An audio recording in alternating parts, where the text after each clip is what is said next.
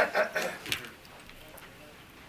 you So take my 6-4. trash can over? The water line service, we are going to table it. Right. Ash can. Yes, sir. Okay. Water. Okay. We're live.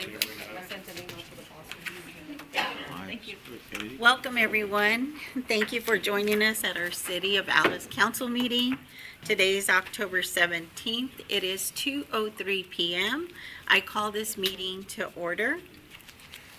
Okay. And if we can have the record reflect that we do have quorum.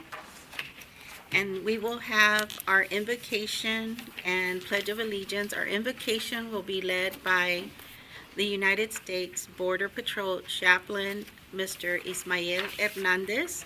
And then our Pledge of Allegiance will be led by our council member, Mayor Pro Tem, Mr. Molina. Do we have the chaplain here? Or- Yes. Yes, okay, there you are. Hello, good afternoon. I want to thank the council for your dedication and your outstanding work for the City of Alice. Much appreciated. So, Thank you. again, it's an honor to be here. If you may, will you bow your head for prayer? Lord, we come to you today with a prayer of thanksgiving on behalf of all who are gathered here. Thank you for all that we have, as we know all our blessings come from you. We are thankful for our beautiful city and the servants you have chosen to guide us and lead our community. And we are especially grateful for your love and your Son, Jesus. In Scripture, it reads that citizens ought to obey the governing authorities, since it is you who has established and allowed them to promote peace, order, justice with honesty. So we pray for our city officials that you may grant them the wisdom to lead in a way that is pleasing to you. Father, we ask that you open our minds as leaders and citizens to be able to work together to become united in a place that we love, where we all work and call home. During this time, we also pray for those that need healing and those that are mourning. Watch over our people, your children throughout the world. Those who are facing troubles and sadness, may you comfort them during your time of need. In closing, Lord, we pray that for the agenda set before us today. Purify our thoughts and motives so that each one of us may desire the good of others and the pleasure of serving you. May you use everyone here to do what is best, and may you bless our great city of Alice, Texas. We ask that you forgive us of our sins. It's in Jesus' name that we pray. Amen. Amen. Thank you. Thank you. Please turn and face the flag. I pledge allegiance to the flag Of the United States of America and to the republic for which it stands, one nation, under God, indivisible, with liberty and justice for all. Thank you so much. Okay. We will move on to public comments. I don't see any citizen or public comments, so we'll move on to our council members if they have any public comments they wish to share. Mr. Beltran, I have none, Mayor. Thank you. Mr. Molina, I'm good. Thank you, Mayor. Mrs. Bowen. Yes, a couple. Just a reminder that the Jim Wells County Fair will be this coming week, and the Monday is the parade. So y'all bring your children out to see the parade and stay safe, enjoy the fair. We'll have a lot of guests in our town, so be welcoming and loving, as I know Alice is. And the other thing, I'd like to say happy birthday to Councilman Mr. Beltran. Today is his yeah. birthday. Oh, we didn't know that. Happy birthday, sir. Have a blessed one. Finally, Stand up, stand up. I can finally buy some beer. Let's sing, yes, we should. Let's Yeah. sing. Oh, no. Ready? Let's go. Ready, Happy 1, 2, 3. birthday. Happy Short version. birthday to To you. you. Happy birthday to you. Happy birthday, dear Mr. Beltran. Happy birthday to you and many more. Cha cha cha. God bless you. Amen. Okay. Mine is quite simple as well. Piggybacking on what Councilman Sanders said, everybody please be safe and have fun at the fairgrounds.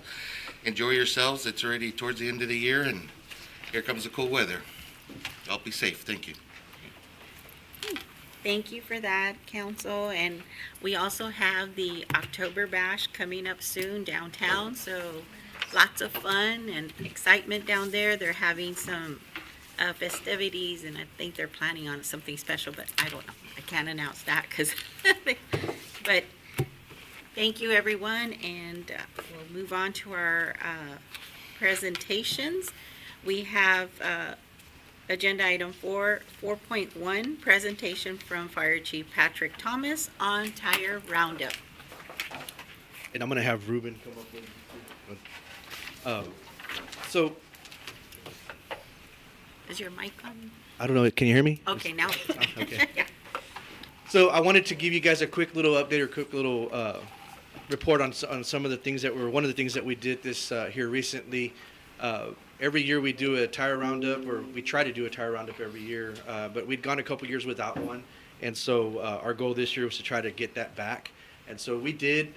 We took a look at the program and kind of revived it and reworked it so that way it could be what we feel is a little bit more effective. And so I wanted to give you guys a quick little report on that. It won't take long. I know you guys got a busy agenda. So Operation Tire Roundup 2023. So again, like I said, this is something that's been done before in the past, but this year we kind of changed it up a little bit. You can see in that picture, that was. I don't remember what street that was, but it was in an alleyway, and there's a lot of those types of dump sites all over our community. And so we wanted to try to address that. Of course, funding is always a concern on how we're going to pay to fix all that stuff up. So what we did is we contacted the Coastal Bend Council of Governments, the Solid Waste Committee. Myself and Ruben both serve on that committee, and so attending these meetings, we were able to start learning that there was some funding available, and we were able to grab some of that money. This operation was also designed to assist citizens that have tires on their properties with no means to dispose of them properly. So one of the things that we did this year, of course, not only picking up tires on the side of the road, but we also went from house to house. We targeted a specific neighborhood that we could tell the tires were a huge problem, and of course, they're all over the community. But this area was just a little bit more concentrated with tires. So we targeted that neighborhood, and in the past, what we would do is we would set up at a location and have people bring tires to us. This time we went to the tires, and so we created small teams. We went out into the neighborhoods, and sometimes there were elderly people who maybe had tires they needed to get rid of, but couldn't get the tire loaded up in their vehicle to bring to us, or they didn't have a vehicle to even bring the tire to us. So us going out there, we had to move the tire to, as long as they could get the tire to the front of their front yard or their backyard, wherever we were picking up at, we would take it from there and load it up and dispose of the tire properly. We began on the week of the 7th, August the 7th. We anticipated it was going to take about 2 to 3 weeks to do this, because that's what it normally would take, and we were done in 3 days. It went really, really quick. There were just so many tires to pick up. We collected an average of about 250 to 300 tires per day, is what our crews were able to collect, and that ranged anywhere from big 18-wheeler tires all the way down to little bicycle tires. So we had a number of different ways. That's a picture of the trailer. We did have a staging site that we would bring all the tires to every day, and then at the end of the day, we would load everything up. And there's a specific way we learned that you had to load these tires in there to get the most use of the space. So on the 11th, a total of 895 tires had been collected and placed inside the trailer, and were ready for transport. So these are just some pictures of some of the trailers that we were using to go and collect, and how we had to lace them up. You see in that doesn't work. My pointer doesn't work, but you can see Frank and the one with the two gentlemen in there. There's a specific way they had to load those tires in there. So we learned that this year. That's something we didn't know about. But it was a lot of effort from our code officers. All 4 of them were working every day, sometimes later, to make this happen. You know, they were getting their hands dirty as well as our mowing crews. So it took a lot of effort from our staff to make that happen. And so that's why I have Ruben up here. I want to thank him and the rest of the code officers for making this happen. There's more pictures. That's our staging site where we would get them and load them up. That's pretty much it. So that's it. Just a quick report letting you guys know that we plan to do more of them if funding allows. If we can get our hands on more money to make this happen, we'll do them. We figure we probably need about 6, 7 more of those rounds to get the entire city cleaned, and then that'll get us to where we need to be so we can start maintaining it. So Tires are a huge problem. They're mosquito breeding sites. It just looks ugly right in our community. So we want to try to clean that up as much as we can. Thank you. Thank you. I have a question. Thank you, guys. I do too. How much, what type of funding are you looking for? It was $3,500 that we got from the Coastal Bend Council of Governments. So that's what For 3 days? for 3 days. Well, that's for us to have the trailer for 2 weeks, or it's per trailer load. So we figured we need about 6 more trailer loads that would get us to be able to do the whole city. So we're looking at a little bit at a time. Hopefully we can catch it up. If we can get our hands on more funding. We're also looking not just Council of Governments, but we're looking at some other funding opportunities. We're going to try to.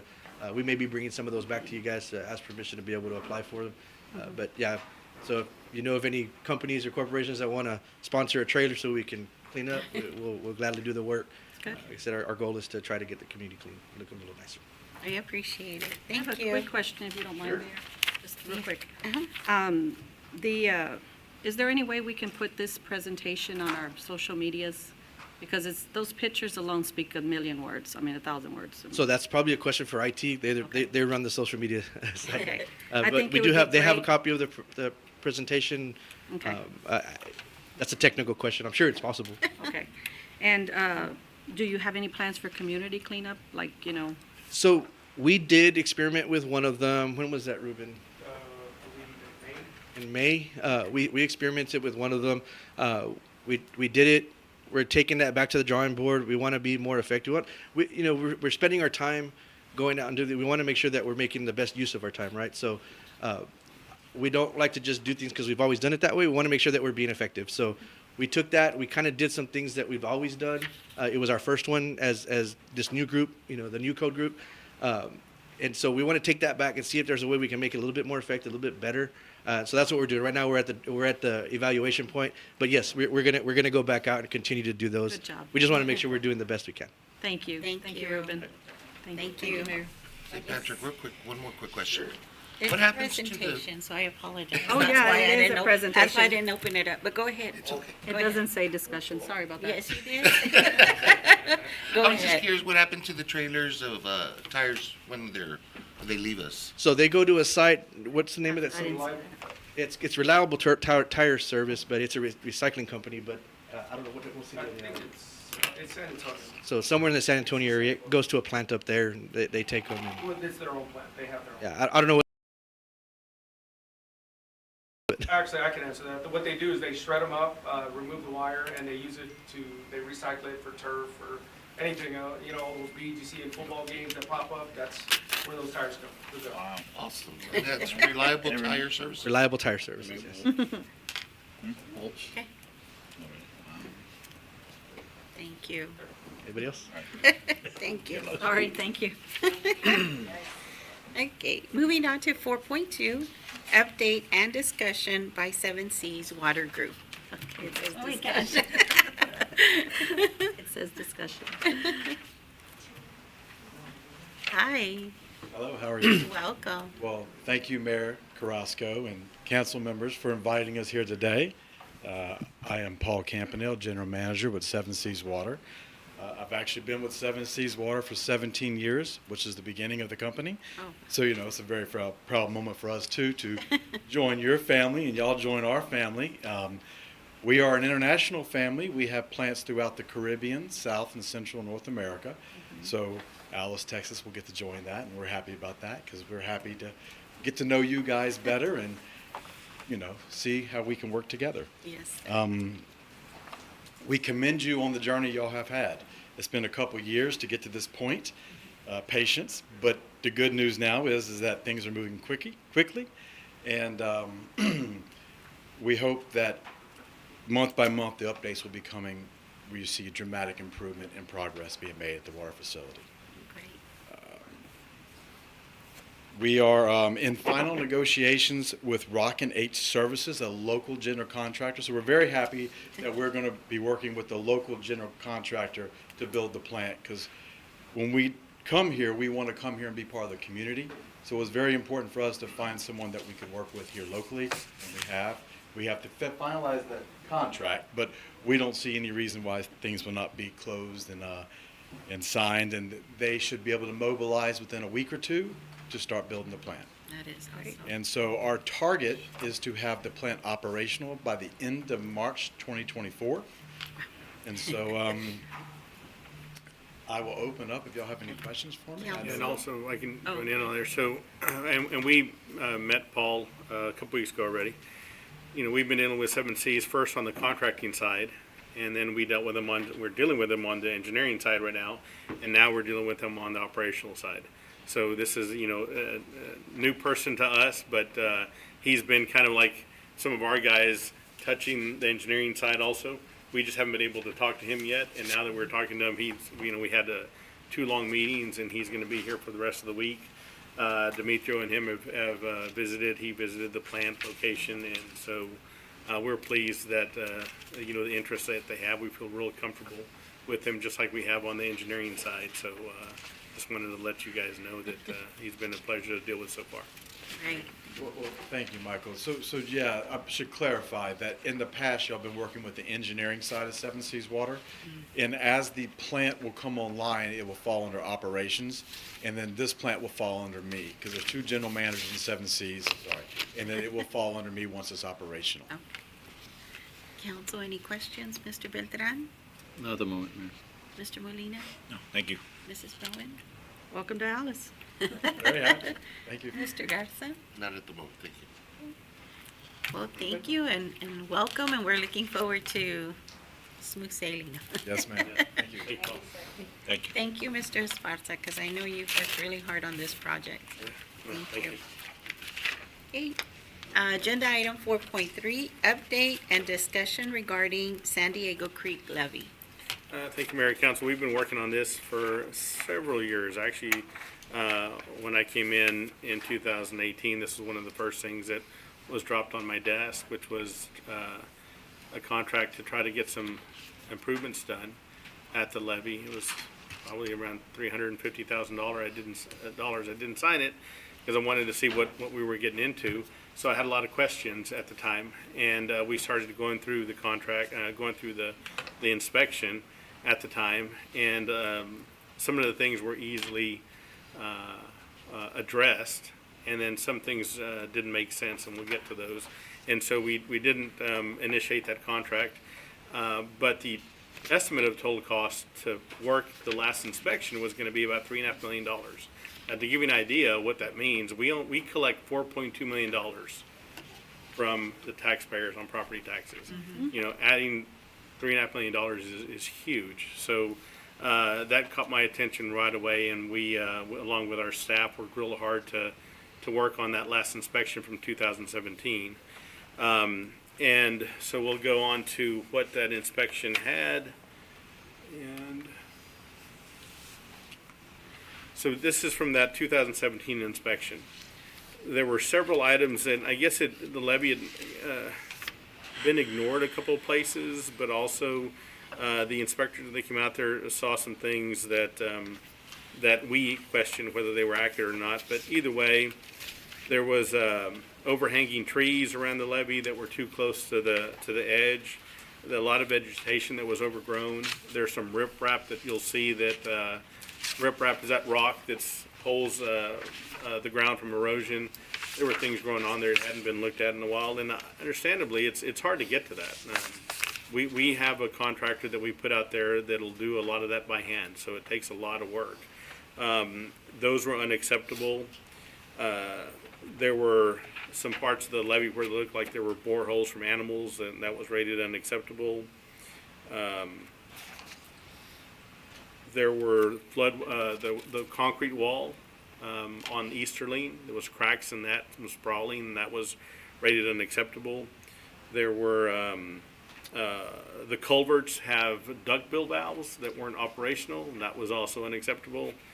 A lot of vegetation that was growing around, and also there was a section that they called missing levee, and which caught my attention right away, so that's what prompted me to actually look at that also. But overall, there were 12 unacceptable items that got us out of the rehab program.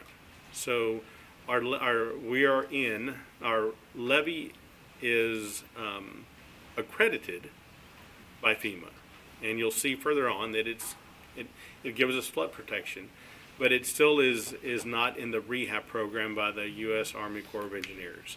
So it was deemed unacceptable, and it's still deemed unacceptable on their end. That just means that we're not eligible to be in their program for any repairs that happen. And we'll get to that toward the end of this also.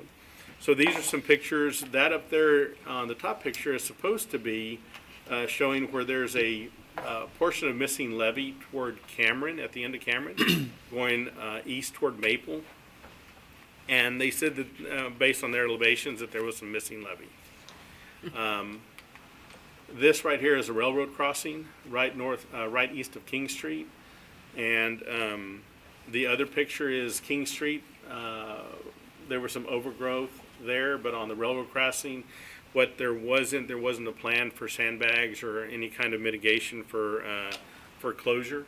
And so, we have to have, and we have now, we keep sandbags that'll cover King Street, the railroad crossing, for any flood event, and we keep that at the armory, right close to there. These were the cracks that they found on the wall, and that concrete wall's been there for a while. And more, that's the duckbill valve, and there were several. They pointed out one there, but we had 5 duckbill valves, Matthew? Well, it's 3 additional ones, and then the intermittent one. Okay, right, the intermittent one, right. So this was something that we, as we looked at it, we actually repaired those. We replaced them with something else, a flapper valve that you'll see later on. These things, while they're there for a reason, they're to keep water from backing up. But as we were looking at how to replace them, and I just don't have the confidence in these lasting over time, but the reason that some people use these is because they're quiet when they close. They have a soft close. But, we don't have water flowing and automatically stop. So we chose a different type of valve that would close, and it's still going to close slowly as water stops.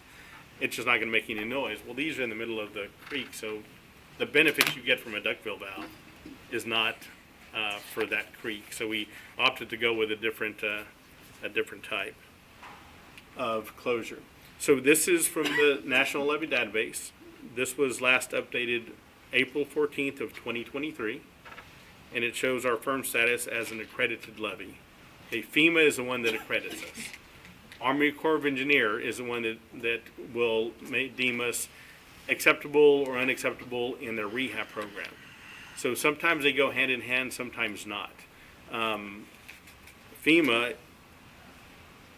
is aware of some of the issues that we're going to get to in a second about our levee that need to be corrected on somebody else's end, not ours. So this says an accredited levee is a levee system that FEMA has shown on a firm that is recognized as reducing the flood hazards posed by a 1% annual chance flood. So we are accredited, and that hasn't changed over time. This right here shows on the National Levee Database, on the bottom, it shows U.S. ACE rehab status. That's where it shows inactive. That's what has changed since 2017, is that inactive means that we are not in their system for the rehab program, which shows you here, it provides for the inspection and rehab program as long as we meet certain criteria and standards. So with the portions that we're deficient on paper, they won't put us back into their system. Now that system, the rehab program, is merely is to repair anything that happens. So if floods come up, if water come up high enough to the concrete wall and it breaks or something happens, or some of the dirt, erodes off, we have to fix it on our own. They won't come back and fix it. That's what the rehab program is for. They have a lot of levee systems that are not in the rehab program. We'd like to be on there to have that additional layer of protection for us, as far as any costs that we would have as a city to make repairs. This gives you the entire levee system. Starts in on the bypass and runs all the way to right around Cameron Street.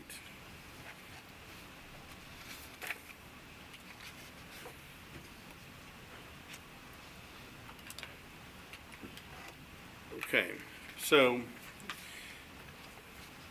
that down there is a picture of one of the flapper valves. So it's a metal valve that has a weight up on top. So as water comes through, it opens up, and as water stops, it closes. And that's so water won't go back in. It's pretty much like a check valve.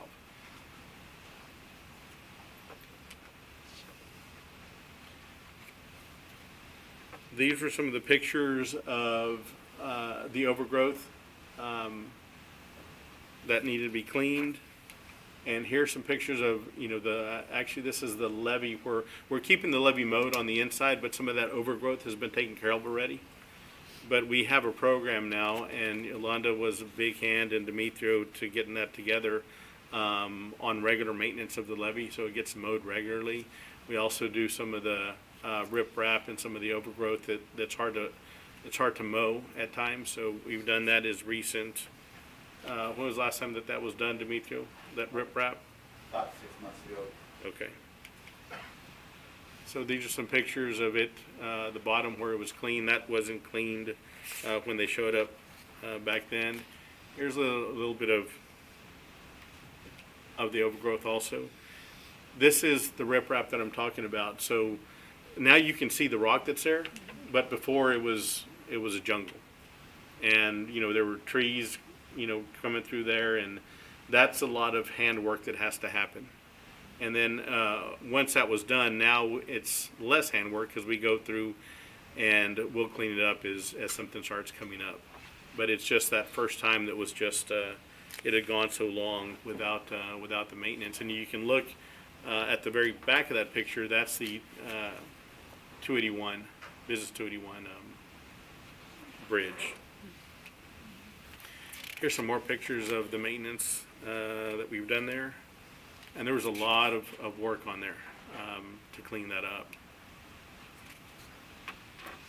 This is right there at the 281 bridge. There's that flapper valve. It looks like a little diamond there in the shadow. That one has a duckbill valve behind that as well. But for our purposes, that flapper valve there is what needs to be in compliance, and it is. That was all overgrown until we started cleaning that up. Here are some closer photos of those flapper valves.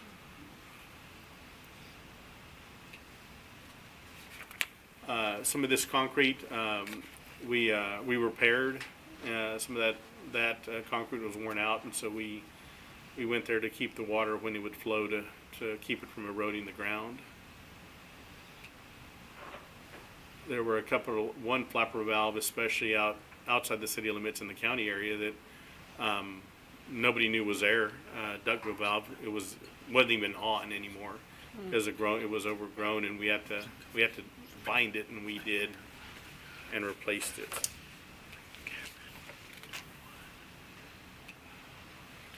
So part of the other repairs that were done is this concrete wall. So you see that light gray looks like that's an adhesive. It was something that we had to do. There's two brands. There's Chemtech and then Semseal are two authorized concrete repair epoxies. And so we went through and got all done, all those taken care of, and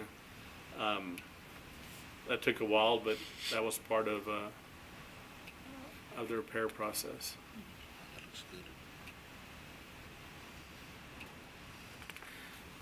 This right here is this berm on the 281 bypass. You can see it was a little bit of erosion right there. This was something that was new, and when they showed up in August, and they cited this on this last report. We don't know who did that work. That wasn't us that did any of that. I believe TxDOT did some work there, and so that's why you have that little bit of erosion. And we have since repaired that, put some more dirt, and we're going to sod it and make sure it stays sodded and has some grass growing so there won't be any of the erosion on there.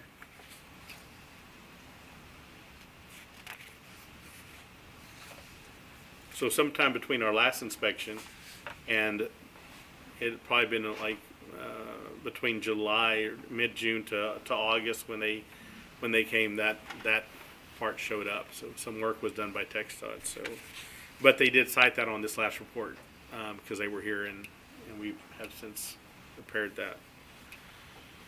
So here, I want to show you what this is, the map that shows what the levee protects. Okay, protects from the water that's coming off that section. So if the levee wasn't there, then this could be in the 100-year floodplain. Right now it's a Zone X, so it's covered by levee protection. But this is trying to be almost the same size and was trying to, and this is directly from FEMA. Mm-hmm. What I want to point out is all that line, and it says area reduced flood risk Zone X because of a levee. So that shows that there's coverage with the levee. Now, one thing to know is that right there is around Texas Boulevard, Zone AO that runs down, the blue part. So that starts after the levee. The levee stops around Cameron to Maple. Okay, after that, there's no levee. It's just the creek.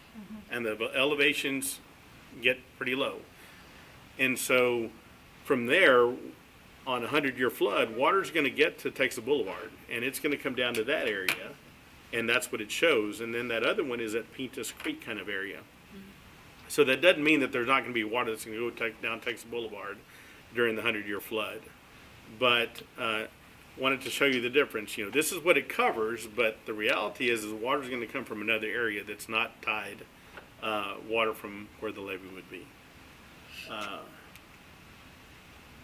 And that's a little bit more of a close-up of where it is. That corner right there where it starts getting blue, you have the red and blue lines, and then you have that blue coming down. That is right around kind of where Maple starts if you ran Maple all the way up. And all that area would have water that would run down. But remember, that is not anything to do with the San Diego Creek levee. That's just the elevations of the creek where it is. Okay, so here's something that's very important here. So this is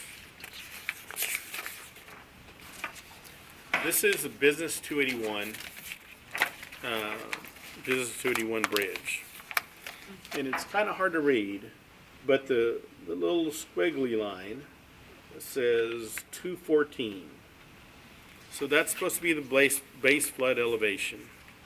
And if you look at, and they have 214 right there, no matter where it is, north, south, whatever, it's just 214. Now, if you look here, what we did back in 2019, or 18 when we started this, is we took elevations all along the San Diego Creek, the levee, the bottom of the levee, the top of the concrete wall, the north side of the creek.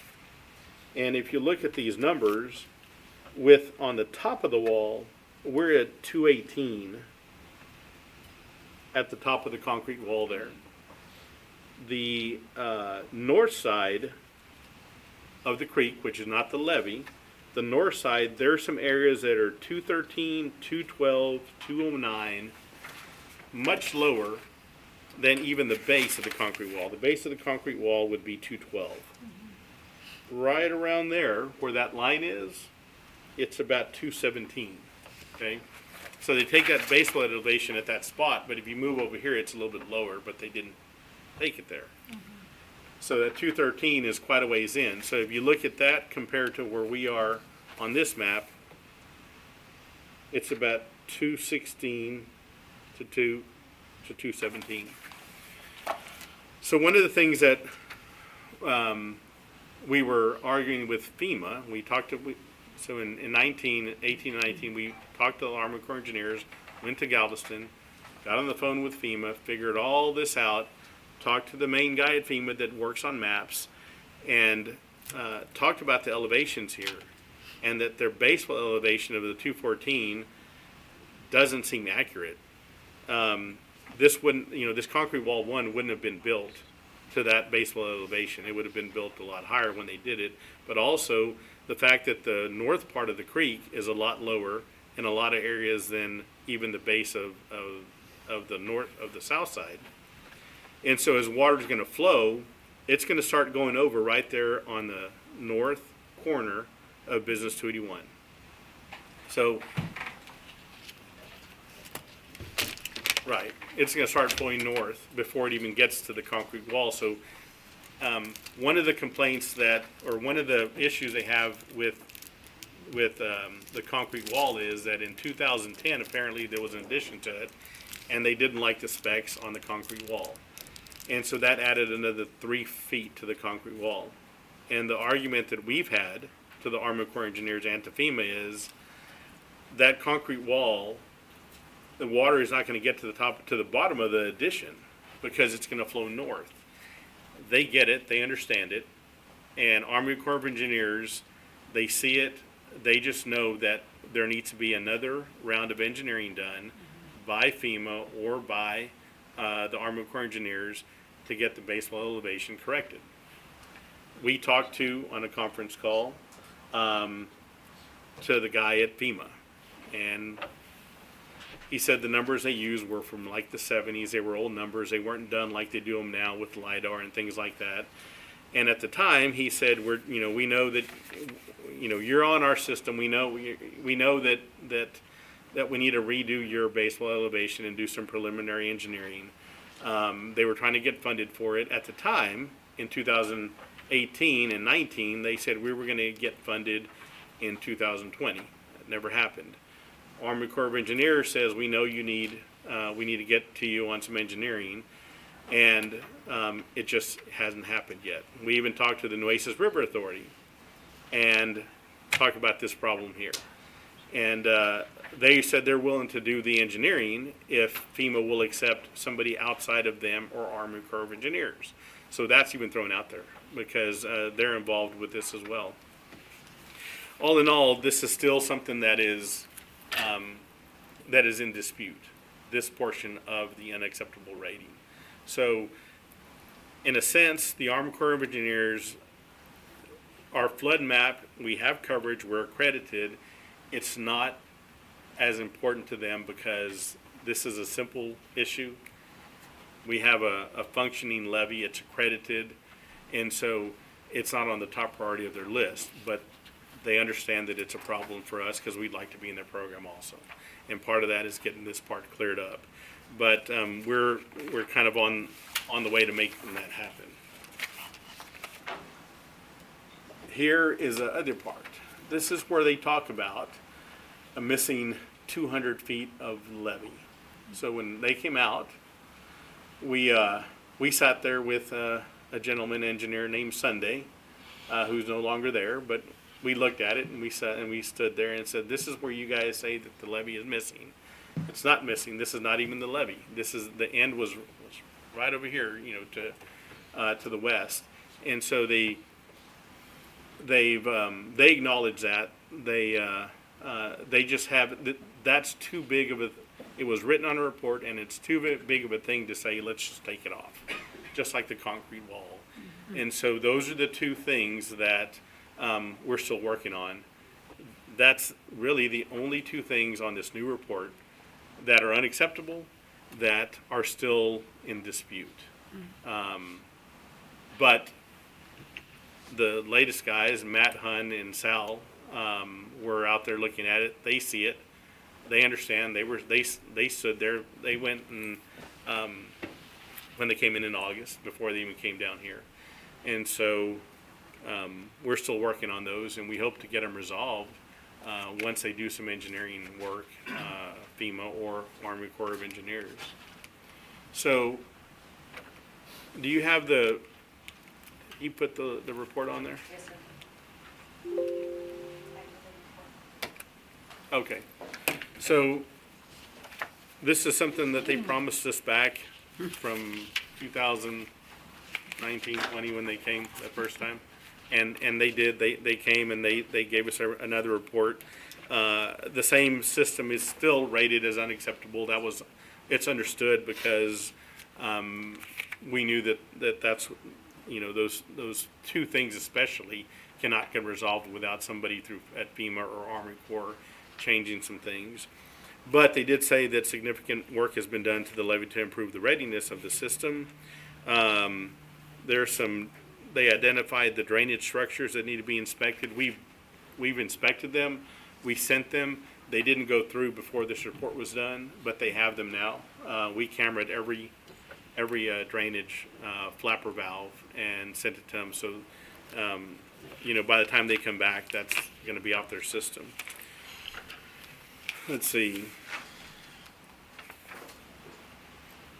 Here, they're talking about our accomplishments. So, we didn't make any changes to our emergency actions plan, but we updated the contacts. We did let them know, they did know where our sandbag or what our plan was for the sandbags. They know that now. We have to give them the distance from the sandbags to King Street Bridge and to the railroad crossings.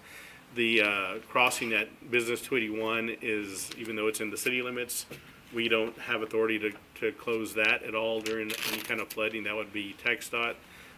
So those are the three areas that are focused on this levee system. We do regular maintenance now. We upload that maintenance to them.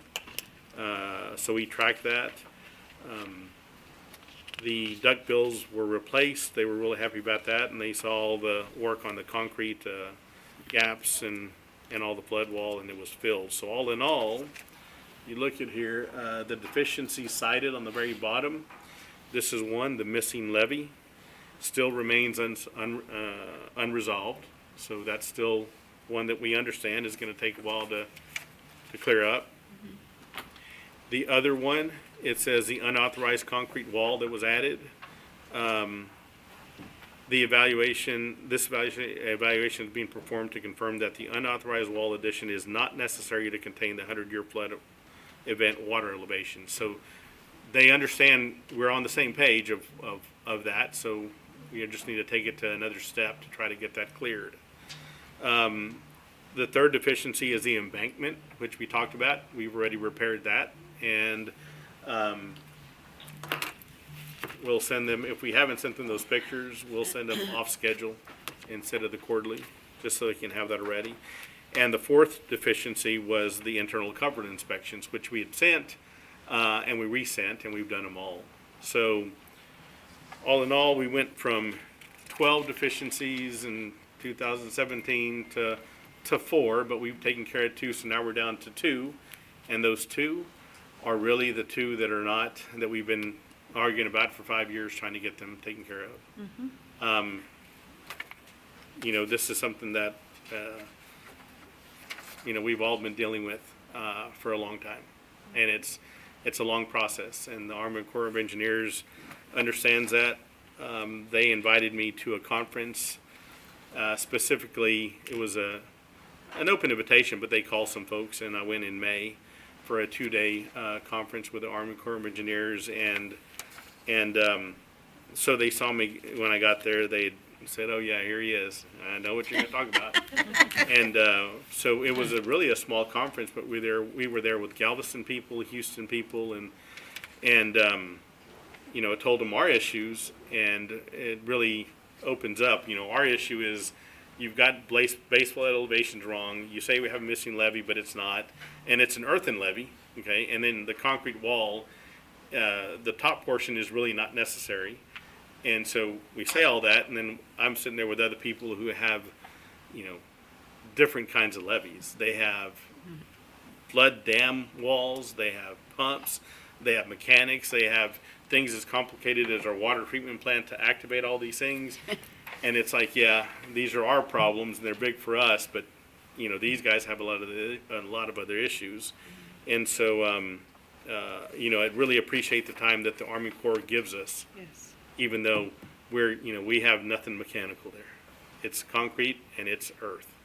And still at that, we have regular meetings. Matt Hunn, who's the manager there, and his assistant Sal, they communicate with us regularly. We just got an email today about the drainage inspections. And so, all in all, I wanted to bring this forward because we finally got the report. I think to me, it's an excellent report, but it's what we expected to get. To get these things cleared, still only have these two unresolved items, and work our way to getting back in their program. Okay, So if you guys have any questions, council, Mr. Beltran?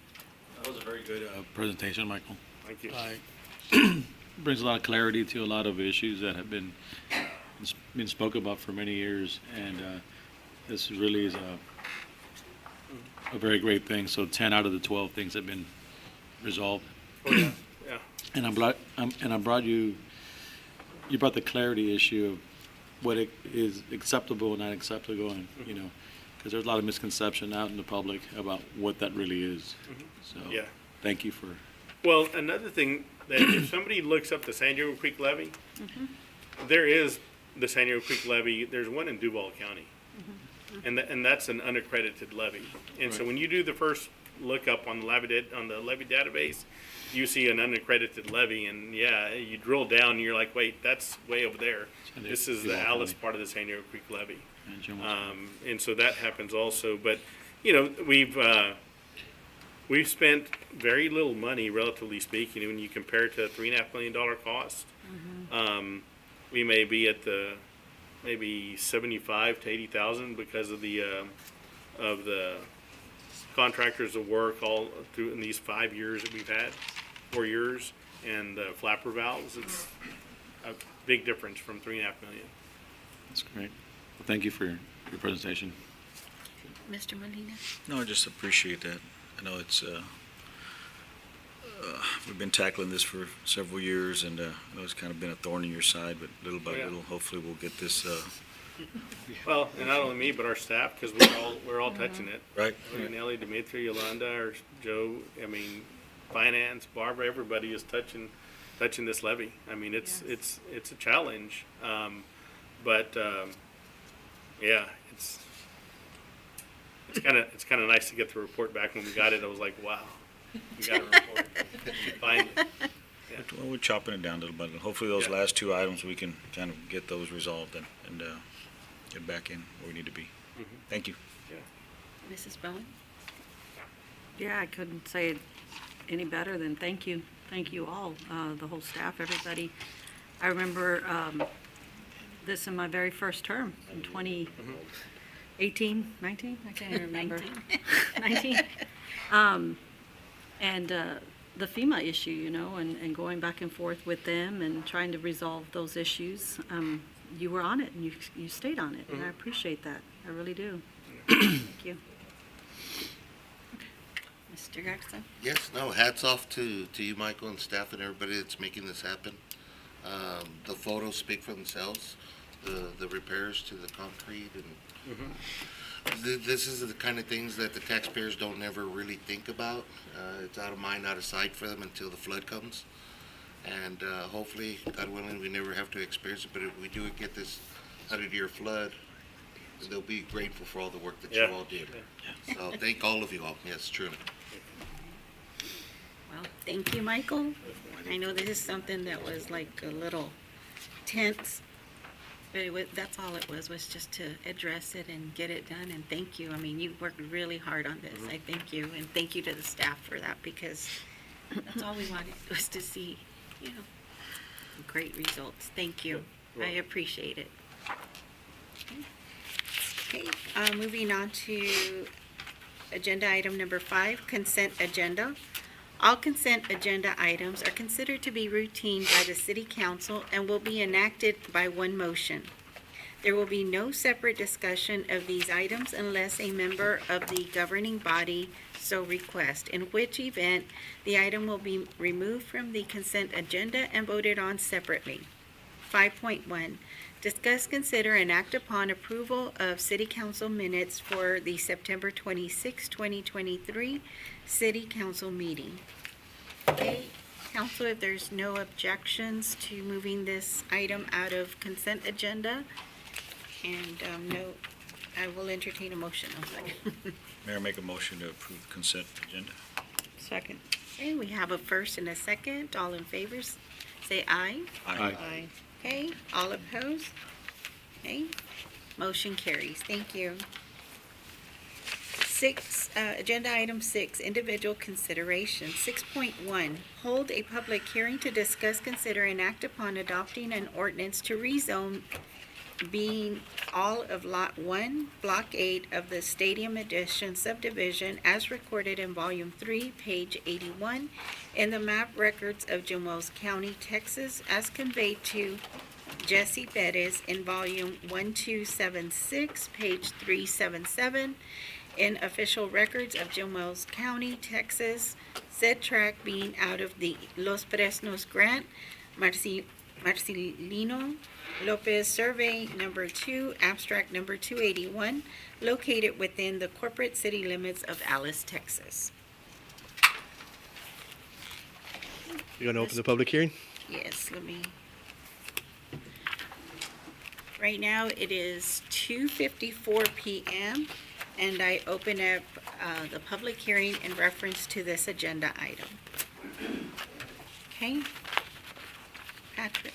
Mayor and council, this agenda item is a rezone request for a property. In your packet, you should have a copy of the map, a copy of the letters that were sent out, and I believe this one was 23 different letters that were sent to the neighboring properties. We did receive one that was not in favor of the rezone. A copy of that response is in your packet.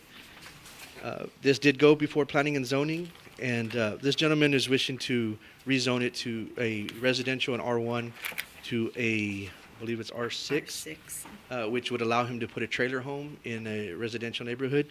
And so the Planning and Zoning Commission heard this case and recommended not approving. Okay, anyone wishing to step forward to speak in reference to this agenda item, you're welcome to step forward. Bonita Street, Car, Lucero.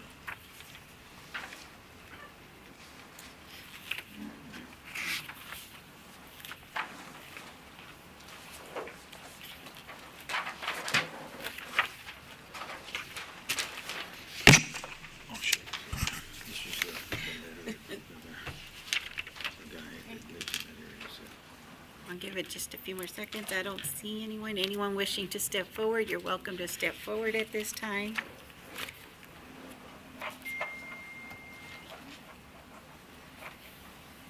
See no one wishing to step forward to speak in reference to this agenda item, I will close the public hearing. It is 2:55 p.m.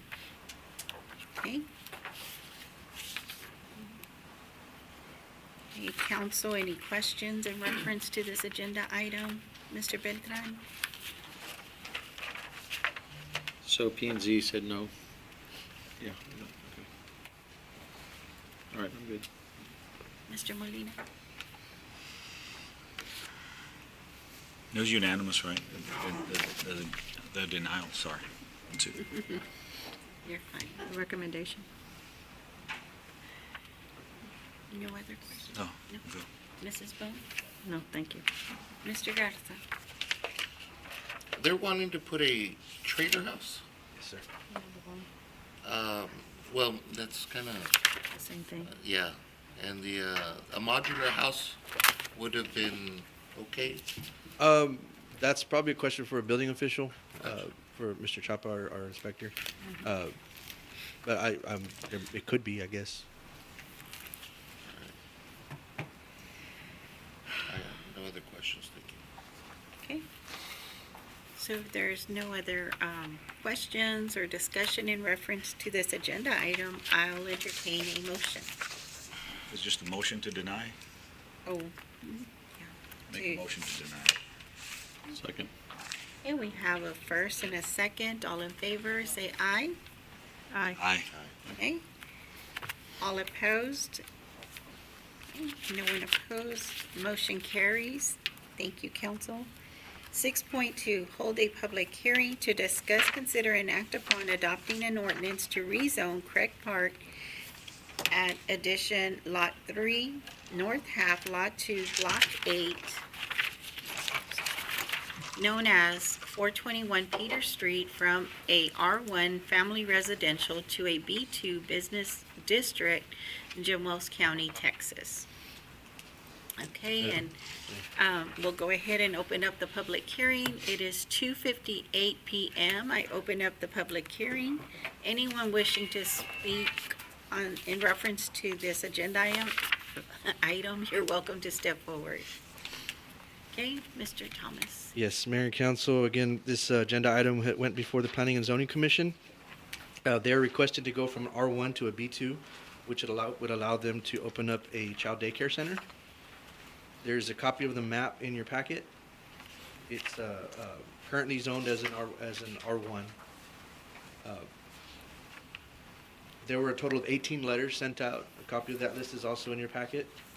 And we received one response. However, the response was blank, so we don't know if that person was for or against it. There was nothing indicated on the response, but that's the only response we received about this property. Planning and Zoning Commission heard it and recommended approval. Okay, thank you. Council, any questions in reference to this agenda item? Well, it's still open. I apologize. We didn't close the public. Anyone wishing to step forward to speak in reference to this agenda item, you're welcome to step forward at this time.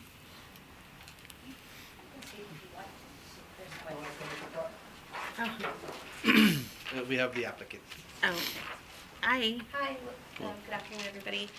So right now, my mom and I, we run a home daycare out for residents. And just for the need in Alice for more childcare, we have wanted to open it up into a center, which would be the entire house. It's just something we feel that Alice needs and the want. We get, a lot of phone calls every day for openings, and we just don't have any, as well as other centers. So we thought, if we could do this, go before you guys, see if we can get it approved, and then start working on it so that we can get it approved by the state. So it is currently a home daycare, but we needed to get rezoned so that it could be a center. But R1 does allow home daycare center with state licenses and I was gonna say an R1. So they're currently in compliance. However, they're wanting to expand it to have it goes by the number of kids. A center. So they're wanting to open up Right. more space for more kids, and by doing that, they cannot live there and operate the home daycare center, so they're gonna move out and turn it into a full-time daycare. Okay. So this is the process. They have to use on W2. And there was another one same kind of situation that happened right behind Jalisciense. It was R1, Yes. and that got converted the same way to a daycare. So it's certainly happened before, and it works. It's residential, and that's a lot of people in the area would have that need. Thank you. Thank you. Did you close it already? Not yet. Oh, yes. Anyone else wishing to step forward and speak in reference to this agenda item? You're welcome to step forward. Seeing no one else that would like to step forward to speak in reference to this agenda item, I close the public hearing. It is 3:01.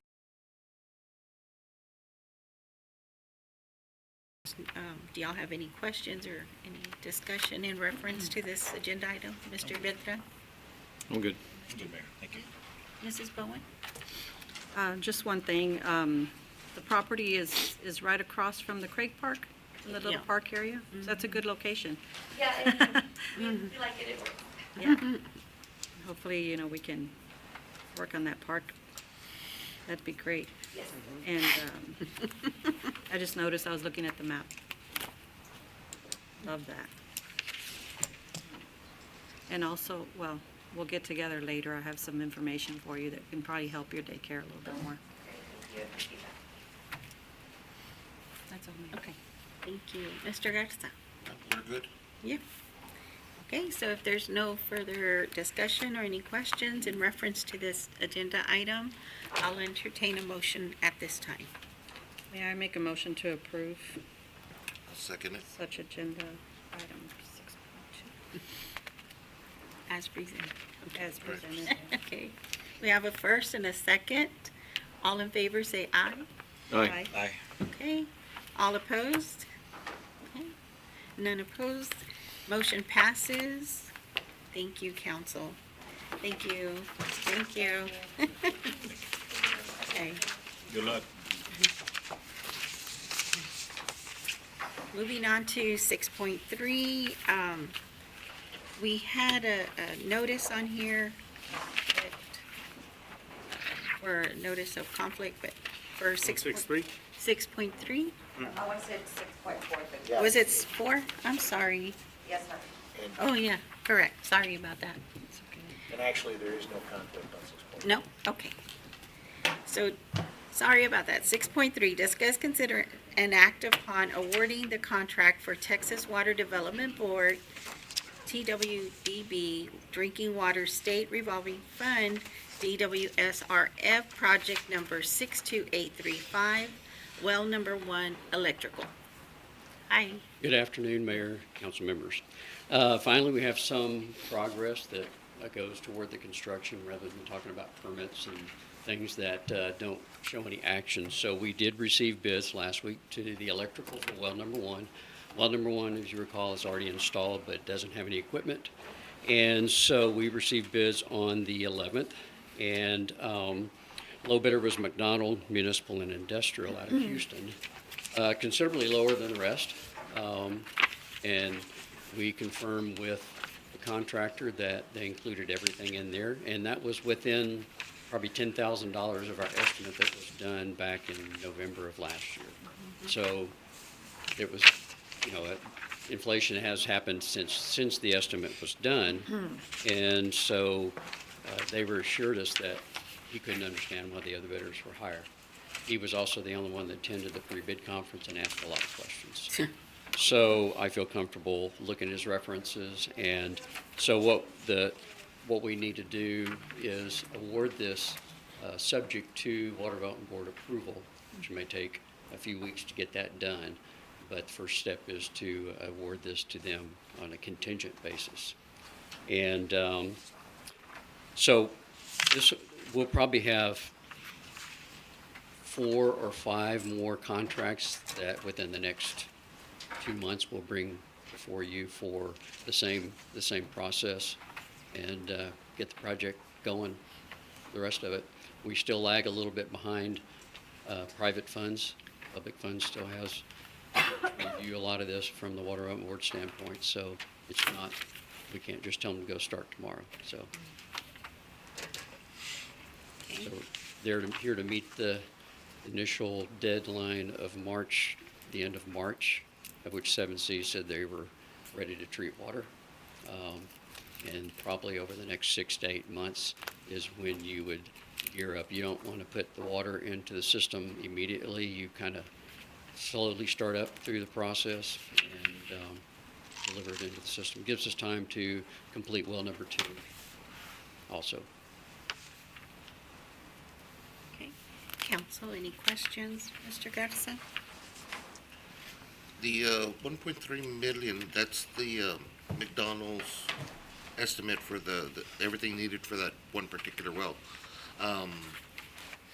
Are we gonna be doing another one of these for the second well when we get that up? So my process, or the projected process, is we're going to bid the well just like we bid the first one. It won't include the electrical because that's a different type of contractor. Right. So the well contractor will put the pump and motor, and then we'll get an electrical contractor to do what this project is doing. This one's going to be, should be about $500,000 less on the other one because this includes the generator, which is about $500,000. So the next one will be less cost unless inflation just goes crazy, but hopefully we get that done the next couple of months. So it should be good. And then we will do the pipelines that connects the two as a separate contract. We're looking at bidding the materials and utilizing city forces to help put that in to save some costs. And that's about it. Thank you. Thank you. That's it. Mrs. Miller? No, all good? Thank you. Mr. Molina? The second well, what's the timeline on that? I would hope to get it bid by the end of the year. Well, that's good. It may end up leaking into January for award, because I know you probably have an earlier council meeting in December. Okay. And you said that the second one won't require a generator, or will? No, we're not putting, you wouldn't put a generator for the entire amount. It's a partial flow, so one well would continue to operate the plant at a lower capacity for a period of time. That's all I had. And you already have a second source of water, Right. too. That's all. Thank you, Mr. Beltran. And the second well in proximity to the first well, how far apart are they? 2,500 feet apart, How deep are they? 3,000 feet.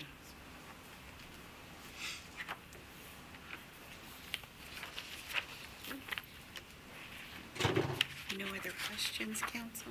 No, we're good.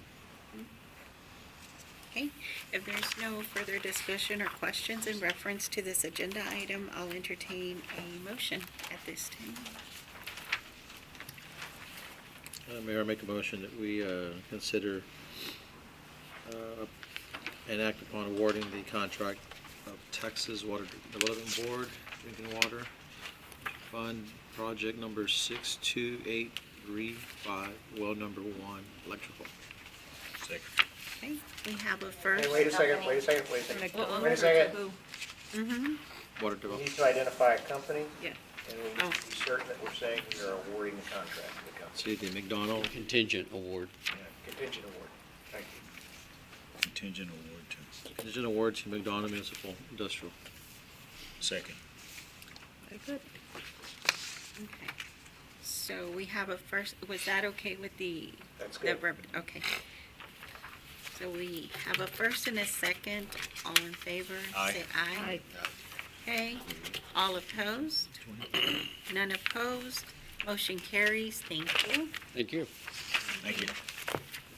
We go to 6.4 and discuss, consider, and act upon awarding the contract for firm to provide consulting services for completing the EPA-required inventory for water service lines.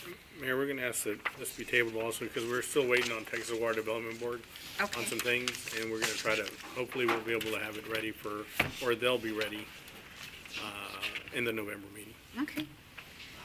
Council, may I have a motion to table this Motion to agenda? table. Okay. Do I have a second? I'll second it.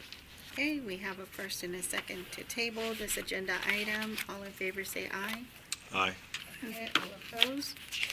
Okay, motion carries. Thank you. Agenda item 6.4 is tabled to be returned at a future meeting.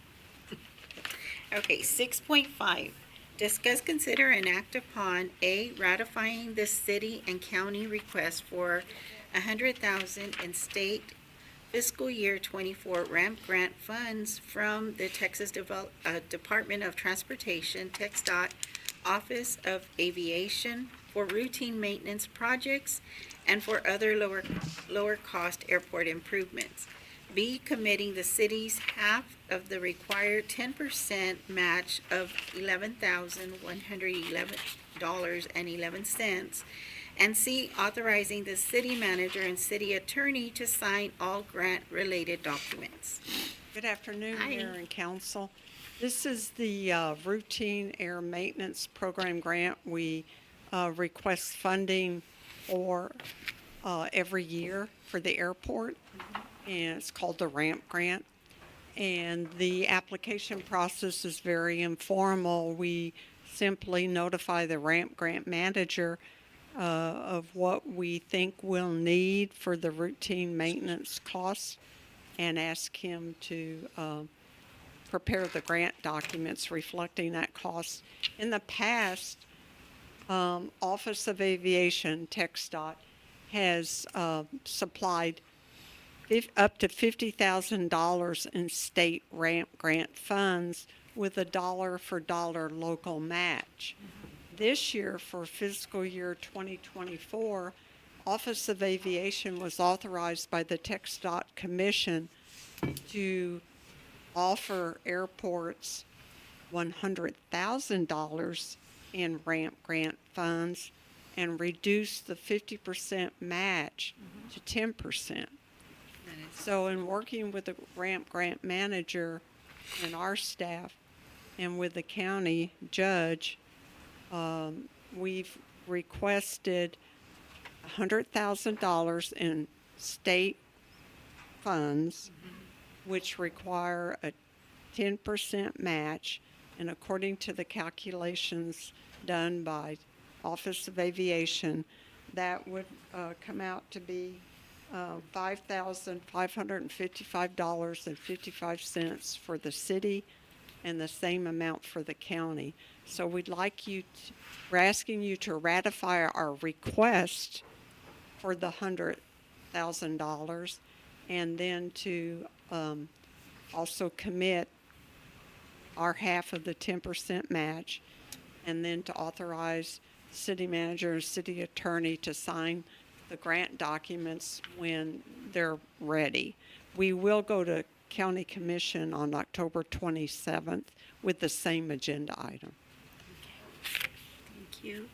Council, any questions in reference to this agenda item? Mr. Garza? Has the county ever said no to any of these grants? Not for the airport, no, sir. Well then, no. It sounds like a great idea, thank you. Mrs. Bo? Nope, sounds good, thank you. Hey, Barbara. Molina? I'm good. Thank you. Mr. Redpath? Thank you. I We're good. just want to add one more note. Another reason we asked for the 100,000, the design and electrical costs for our hangar project are eligible, if needed, to be reimbursed through ramp grant. And we don't know yet if we'll need to use ramp grant, but that was another reason to request the full 100. Okay, that's great. Thank you.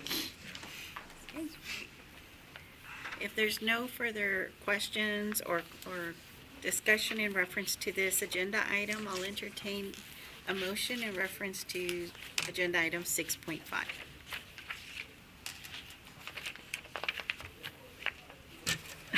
Council? Mayor, I make a motion to ratify the city and county request for $100,000 in state FY fiscal year 24 ramp grant funds from the Texas Department of Transportation, Office of Aviation for routine maintenance projects and for other low-cost airport improvements. Also, commit the city's half of the required 10% match, which would be half of the $11,111.11, and then authorizing city manager and city attorney to sign all grant-related documents. Second. Okay. Sorry. We have a first and a second. All in favor say aye. Aye. Okay, all opposed? Okay, none opposed, motion passes. Thank you so much. Thank you, Barbara. Oh. You're not done. You have a chair. Okay, agenda item 6.6, discuss, consider, and act upon, A, adopting an addendum to the city's procurement policies and procedures for federal grant contracts adopted September 15, 2020, to ensure the policies are compliant with federal regulations in accordance with Community Development Block Grant Mitigation, CDBG, MIT, program requirements of the Local Hazard Mitigation Plan Program, LHMPP, administered by the Texas General Land Office. B, authorizing the city manager, finance director, and deputy finance director to implement the addendum. Mayor and council, our city charter, our code of ordinances and state law, we follow all of those provisions with regard to procurement. When we first applied to General Land Office for a grant for the Virginia Street area drainage improvements, GLO came back and said, we need you to add to your procurement policy and that's what we did in 2020. Now with the GLO application for updating the hazard mitigation plan, GLO's come back and said, we need you to now update your procurement policy and cite the Code of Federal Regulations, or CFR, that each section addresses, and they provided a template. So that's what the addendum is. It's the CFR provisions saying, talking about conflict of interest, open competition, DBE, et cetera. So it's a GLO and a HUD requirement Okay. in order for us to have our grant application evaluated and approved. Council, Mr. Beltran, any questions? No, we're good. Mr. Molina? I'm good. Yeah. Mrs. Bowen? No, thank you. Mr. Garza? No questions, thank you. Okay, if we have no questions or any further discussion, I'll entertain a motion in reference to this agenda item. Council? Mayor, make a motion to adopt an addendum to the city's procurement policies and procedures for federal grant contracts adopted September 15, 2020, to ensure the policies are compliant with federal regulations in accordance with Community Development Block Grant Mitigation Program requirements of the Local Hazard Mitigation Plan Program administered by the Texas General Land Office, as well as authorize the city manager, finance director, and deputy finance director to implement the addendum. Do we have a second? Second.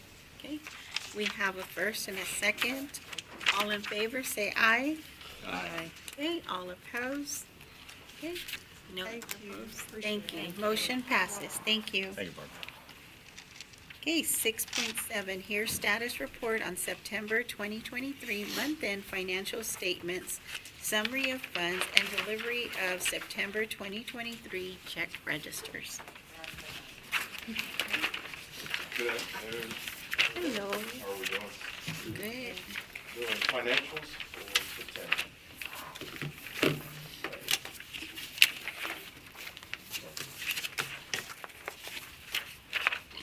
You turn it on the side, it may not be on. Oh, I apologize. There we go.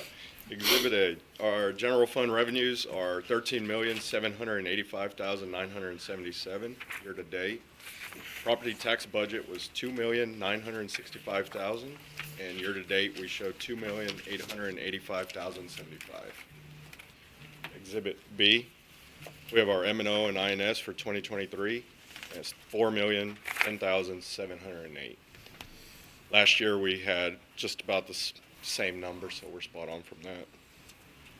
Going to Exhibit A, sales tax was budgeted at $7,047,333, and we're showing $5,963,260 through July.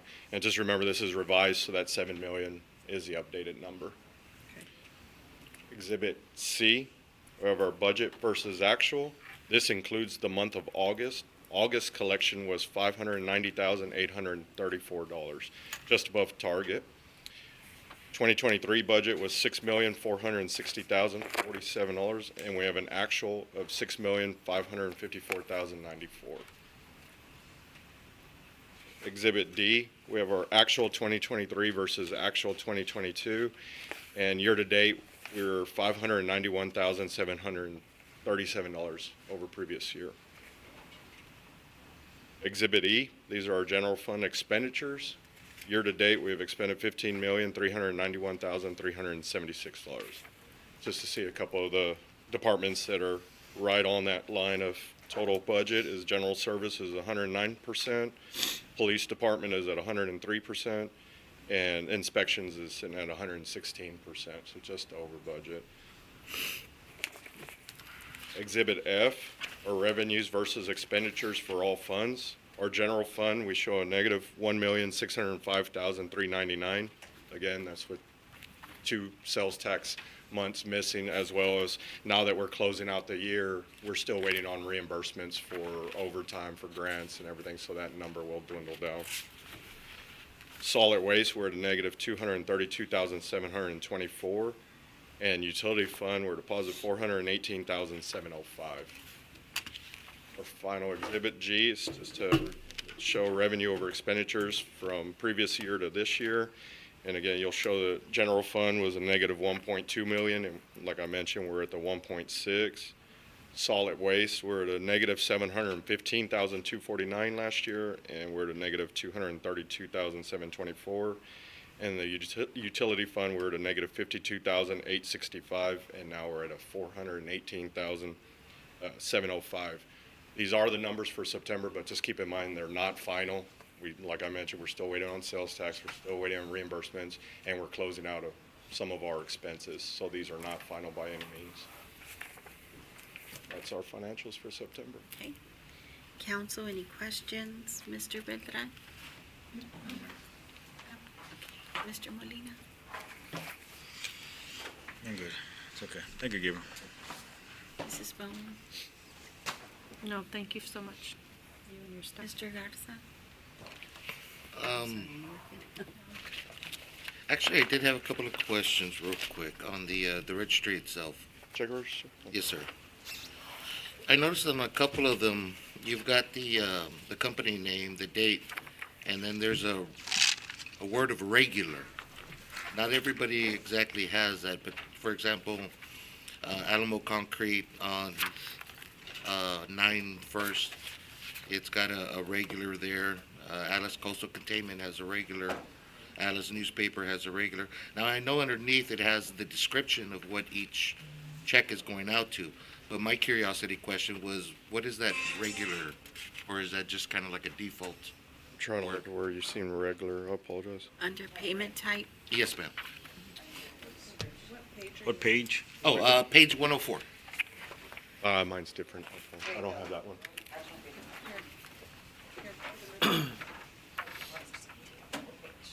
Like the very last one says, what is it, Angel Armor? Right. It's regular. It's just in general, right? On all It's of them. just like an in general word that they're, The newspaper. because like I said, you are giving the description underneath. This one says regular, this one says item description, regular, that's what it's talking Well, they all, Yeah. about. It's probably just Yeah, I think that's, I apologize. I've never been, Okay. if I can see a different one, it'll probably give me, Like all this cost containment says regular and, yeah, I'm looking at them now. a, okay. The only thing I can think of is if it's that's what I'm saying, if it's a direct payable, but we don't have one, because they're all regular. They're all regular. That's what I was trying to say. If a direct payable showed up saying something different, but they're all regular. And it could be because if it's a direct payable, it won't show up on the check register since and that's why these are all regular. Yeah, that's probably, I'll make sure, but it sounds like from what I can see, if it's because these are just if it was a direct payable that went through a different process, then it might say up there direct payable, which isn't included on this because this is the check register. So that's why these would all fall under regular. That's why I was just making sure if they didn't have one that showed up as something else, but no, if they're all regular, that's just a, that's just a filter for, yeah, it's just everything that goes through it. Gotcha. That's kind of what I figured. It was a proof term. This is gonna sound kind of silly here, but on the Alice Tire, we've got oil change and a wheel change for $400, an oil change for $74, but yet on the next page we've got for like our garage purchasing from Arnold Oil. They're purchasing a bunch of oil and stuff like that. So which vehicles get serviced at our department, which vehicles get sent out to specialists? It's something that we're actually working on, and it's because of time constraints, because, I mean, a lot of times if PD, they need it yesterday, so we'll outsource it. If it's something that our guys at the garage can handle quickly, we put it in there, so it's not, basically, we would like everything to run through the garage if we possibly could, but at the same time, it's kind of pressing time. We need to keep these vehicles moving. Gotcha. And I'll leave you with one other thing. I was noticing on page 107, we've got multi-thousands of dollars in extra help for the mowing of the lawns. Yes. And I understand the need for all that. My curiosity question is, are we spending more in extra help than what we're collecting in fees, or? Most of the time. Yes. I mean, that's when you get the, yeah. Yeah, I mean, a lot of time we do. It's, we have weedy lots that we have to take care of, and some of them, if all the entities own them, we take care of them and hope to get reimbursement when the property sells. But then there's the ones that people aren't maintaining them, so we'll put a lien on them, we'll do the work, and sometimes we do get paid for them as we do it. But it is we do spend more than we Big picture wise, we spend. And are these like temp workers, or do we go through an agency, or? They're temp. Yeah. So, Patrick has a crew, I believe, 2 crews. I believe. Sorry. Oh, it's okay. Your crews, temp. They're temp workers. They're temp. and So depending on the need, sometimes we have 4, sometimes we have 2, sometimes 6. Just depends on what the need is and how the demand is. So that's why we keep them as temp workers, so that way we can kind of flex it up and down as the need demands. Gotcha. Well, I wasn't able to go through the rest of it, so I appreciate you. That's all I had. Yes. Well, I know that we had quite a bit of expenses and then some on leasing, but you said that's gonna improve.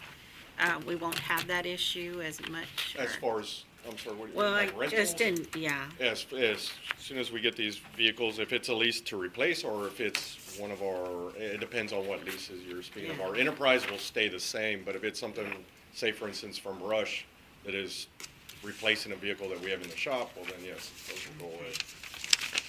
There was, I saw a 39,919 and 17 cents. That was, number 171896, and it was on one unit, number 490. And that's something we need to work with our personnel, because I don't know if you can see it on yours, if you see the line underneath that where it says equipment repair maintenance service Okay. to the right of it. So it changed. So what Oh, happens it's is, different. Okay. if somebody goes in there to put a requisition to one vendor for multiple vehicles, they'll start with a summary and say, hey, this first one's 490, and unfortunately, they don't go in there and update it, each line Okay. item.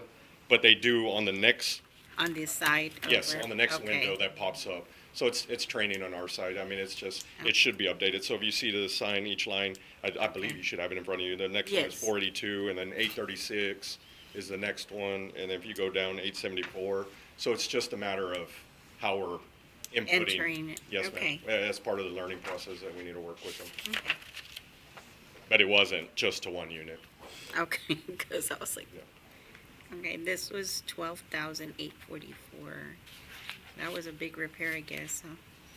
That one was huge. Okay, and then,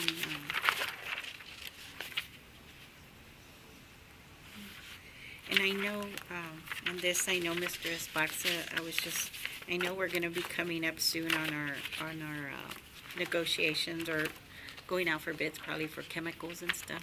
I know. Actually, Desiree and Demetro just worked on that, and I believe the first posting is Actually, tomorrow. Tomorrow, So- okay. Just, I hope we get some good deals. I know everything's Uh. expensive now. Everything's gone up. Okay. And then, there was a lot of startling, they're expensive, a lot of these. You're gonna that I see these see. because it's something we're working on where it's, like I mentioned, it's year end. So we're making sure to get everything in there. And so unfortunately, there's some things that are pending from maybe a previous month or something that we're playing catch up with. So, Mr. Esparza, on the propane invoice, is that something that we're gonna see, go The down? Because YMCA? now we have, I believe we have, I should have wrote that, I believe we have 5 months left on that. Oh, okay. On the agreement. Okay. I believe, and I apologize, I'll make sure That's to okay, get I that number just- for you and let you know, but we did just talk about that one, so I believe we have, I think it's 5 months left. okay. And then I saw some large tree and the Pintus Creek tree removal and stuff like that, so I'm sure with all the Yeah, we are. overgrowth and stuff. It was a contractor that did, from Texas Boulevard all the way down to Highland. Cleaned all that brush up. And then also there was a tree growing underneath, North Texas 281, under the bridge and, North Texas Boulevard. And, but that was some brush work under there, that got done. And so, yeah, that's the same contractor that.